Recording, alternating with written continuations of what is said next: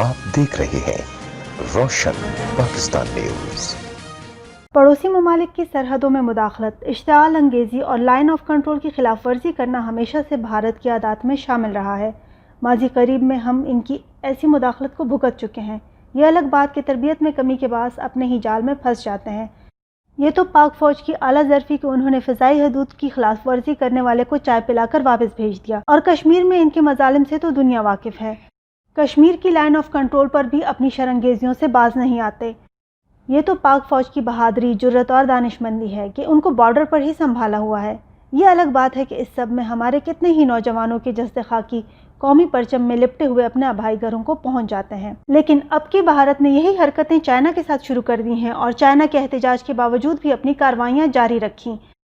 चीनी वजारत ख़ारजा के मुताबिक वादी गिलवान चीन का इलाका है जहाँ चीनी अफवाज बरसों से पेट्रोलिंग कर रही हैं।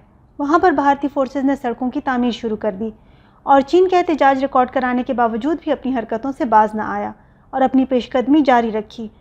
यहाँ तक कि 6 मई को रुकावटें खड़ी करके चीनी फ़ौज की पेट्रोलिंग रोकने की कोशिश की और इसके बाद लाइन ऑफ एक्चुअल कंट्रोल अबूर करके चीन में दाखिल हुए और चीनी फ़ौज पर तशद्दुद किया, जिसके नतीजे में खूनरेज़ तसादुम शुरू हो गया। और चूंकि इंडिया की अनट्रेंड और अनप्रोफेशनल फ़ौज को सिर्फ निहत्ते कश्मीरियों पर जुल्म करना ही आता है, इसलिए उन्होंने चाइना में मुँह की खाई।